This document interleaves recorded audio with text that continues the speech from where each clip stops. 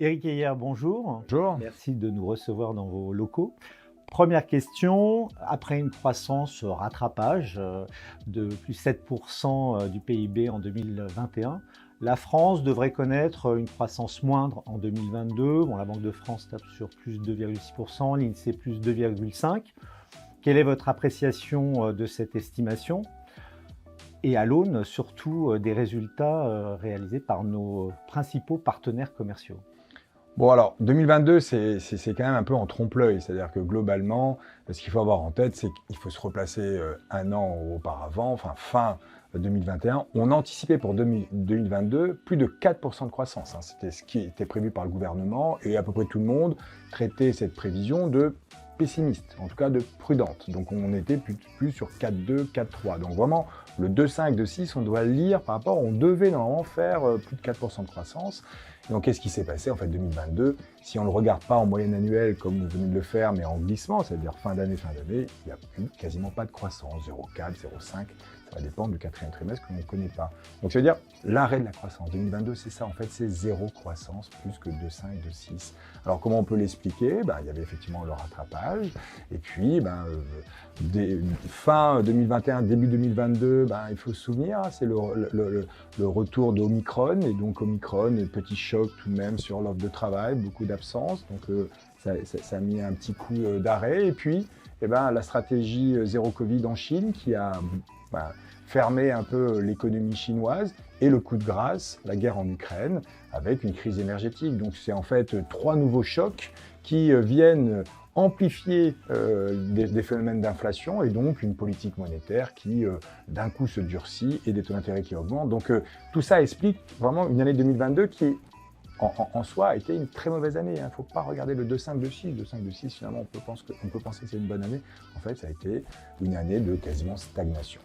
Et d'ailleurs, la Banque de France pour 2023 table officiellement sur une stabilité de la croissance, disons pour éviter une forte récession. Quelle est votre appréciation sur cette prévision? Et puis toujours la question de l'épargne des ménages dans de tels contextes. Comment s'est-il comporté d'ailleurs en 2022? Et puis est-ce que le gouvernement français aurait intérêt à puiser dans cette épargne pour soutenir la dynamique économique?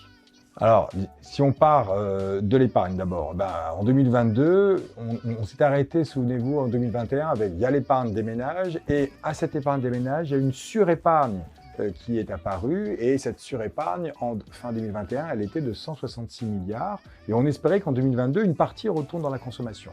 En 2022, la surépargne n'a pas diminué, elle a encore un peu augmenté. La Banque de France l'évalue à 170 milliards. Donc on n'a pas eu la désépargne, il y a eu encore une épargne qui s'est accumulée. Donc on a quasiment 11 points de revenus des ménages qui se trouvent sur les comptes en banque, sur des livrets A. Sur Toute catégorie de ménages confondus? Alors non, malheureusement, c'est concentré plutôt sur les deux derniers déciles de revenus, c'est-à-dire les 20% les plus aisés de nos citoyens. Parce que globalement, c'est eux qui épargnent plus fortement. Et puisqu'on a empêché plutôt de la consommation de services, restaurants, théâtre, cinéma, c'est plutôt ces ménages-là qui en consomment beaucoup. Donc effectivement, on reporte cette surépargne et cette potentielle croissance pour 2023 ou 2024.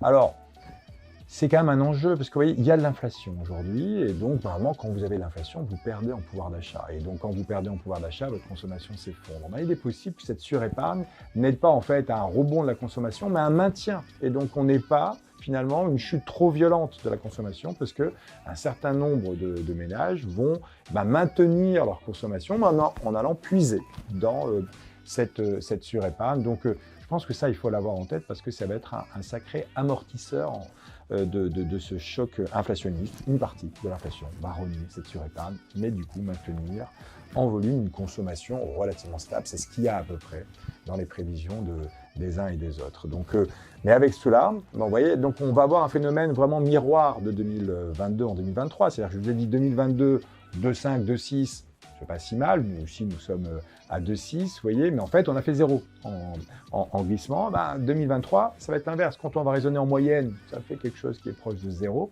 Mais en fait, lorsqu'on va regarder fin d'année à fin d'année, il y aura de la croissance économique. C'est-à-dire qu'on attend un premier semestre pas bon, d'accord, pas forcément une récession, mais quelque chose qui ressemble à du 0 plus ou du 0 moins, d'accord, donc proche de 0, et selon toute vraisemblance et selon un certain nombre d'hypothèses, une activité qui devrait accélérer en fin d'année.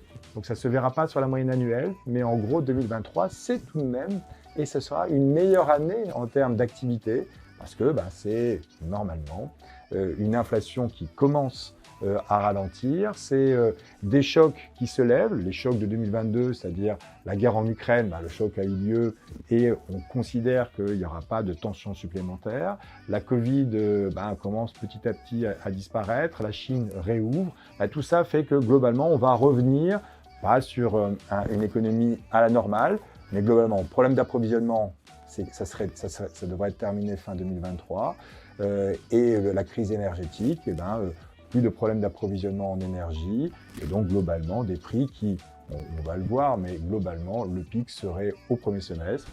Oui, c'est ce qu'annoncent certains, que le pic serait au premier semestre 2023. Alors ça impacte quand même les ménages, concrètement, oui. Ça impacte aussi les entreprises, oui. avec même au bout de fortes tensions sur beaucoup de variables, dont les trésoreries. Oui. Cette tension, elle est quand même mortifère. Oui. Dernière étude récente d'Elisphère, on voit quand même une très forte augmentation des disparitions d'entreprises, toutes natures confondues en 2022, particulièrement des procédures collectives, près de plus de 50% sur un an. Donc dans ce contexte-là, est-ce que c'est encore tenable justement? Est-ce qu'on peut passer ce pic, comme vous le disiez, et retrouver une situation à peu près à la normale sans trop de casse? Alors, l'histoire des liquidations ou des faillites d'entreprises, c'est un cas assez complexe. Pourquoi? Parce que, vous voyez, en gros, en règle générale, l'économie française, chaque année, il y a 55 000, 53, 55 000 faillites chaque année. Et pendant la crise Covid, 2020-2021, on est tombé plutôt aux alentours de 30 000, 31. Vous voyez, on est en pleine crise, il y a moins de faillites qu'une année normale.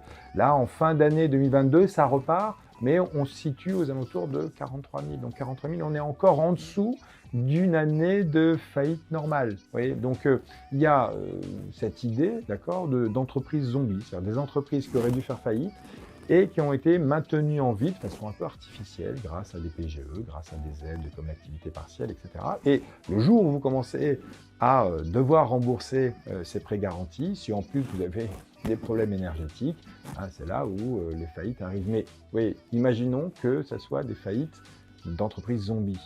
C'est certes pas génial, mais c'est pas une catastrophe parce que ces entreprises, quoi qu'il arrive, n'étaient pas vouées à rester ouvertes aussi longtemps. Et même, ça peut avoir un petit effet positif dans beaucoup d'effets négatifs, qui est que ça va libérer de la main-d'œuvre. Et donc, les difficultés de recrutement aujourd'hui sont en partie liées au fait que les entreprises zombies ont maintenu de l'emploi chez elles. Et donc, les entreprises ne pouvaient pas embaucher. Donc, il peut y avoir des petits effets positifs. Donc, la question, c'est est-ce que les défaillances d'entreprises sont des entreprises zombies, d'accord, qui ont été sauvées mais de façon un peu inutile, ou des entreprises qui se portaient bien avant la crise, qui n'auraient pas dû faire faillite et qui tombent en faillite pour des raisons. Alors ces types d'entreprises-là, il faut à tout prix les sauver parce que c'est le tissu productif qui en serait impacté et les effets sur l'emploi, le chômage, la compétitivité, la productivité, tout ça va être négatif. Donc vraiment le grand rôle du gouvernement, ça va être de trier parmi ces entreprises et savoir est-ce que c'est des entreprises zombies ou des entreprises qui ont une certaine profitabilité et qui ont été mis à défaut par la crise Covid et les mesures sanitaires et la crise énergétique. Oui, on parle des procédures collectives, mais aussi les cessations pures d'activité. Et souvent, d'ailleurs, on l'a vu en 2022, c'était par anticipation, justement. Pour éviter la procédure collective, les dirigeants préféraient mettre la clé sous la porte. Donc, il y a une augmentation aussi des cessations pures d'activité. Dernière question, l'endettement. Alors, le niveau d'endettement de la France s'est accentué. Première question, est-ce que l'écart avec les principaux partenaires commerciaux de la France s'est creusé? Je pense notamment à l'Allemagne. Et puis on est depuis très longtemps dans un contexte de forte hétérogénéité des finances publiques entre pays membres de l'Union. Est-ce que cette distorsion entre pays membres qui partagent la même monnaie, est-ce qu'elle est tenable à long terme? D'autant qu'on voit bien qu'il y a encore des gouvernements, particulièrement le gouvernement français, qui continue de s'appuyer sur les finances publiques pour soutenir les ménages, les entreprises.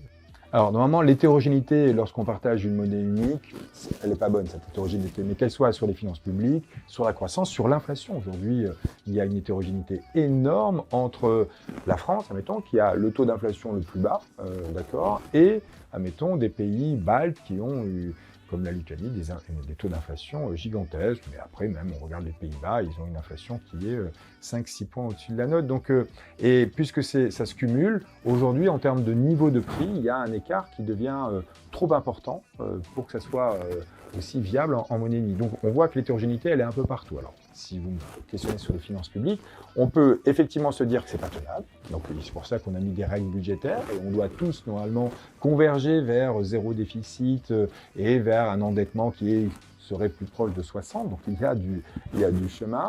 Alors, aujourd'hui, sur les marchés financiers, si je prends le cas de la France, qui a, en termes de déficit, un niveau très élevé par rapport à ses partenaires, ça semble ne pas poser de problème. C'est-à-dire que le financement de l'État français, d'accord, bah finalement, l'écart avec l'Allemagne est resté stable. C'est ce qu'on appelle le spread. On voit aujourd'hui les taux d'intérêt augmenter en France, mais au même rythme que l'augmentation, admettons, du financement de la dette allemande. Donc, c'est cet écart qu'il va falloir surveiller. Et aujourd'hui, il semblerait que les marchés se disent, bon, cette hétérogénéité sur les finances publiques, ça ne me pose pas de problème. D'accord, mais encore une fois, c'est aujourd'hui, et on voit que cet écart de spread n'a pas bougé. Bon, on comprend bien que tout ça est fragile. Plus l'hétérogénéité sera forte, plus effectivement, eh ben, toute marge de manœuvre va être difficile à prendre. Donc, moi, il me semble qu'aujourd'hui, on est face à des problèmes de compétitivité en dehors de la zone euro, avec des montées du protectionnisme et des mesures comme l'IRA aux États-Unis. Et donc, ça va être une réponse européenne, tous ensemble. Et donc, le chancelier allemand l'a proposé, donc c'est plutôt une bonne chose, parce que l'Allemagne a les marges de manœuvre pour le faire seule. Et donc, il n'y a que comme cela qu'on va pouvoir répondre à des propositions américaines de protectionnisme. Merci Eric Heyer pour cet échange. Je vous en prie.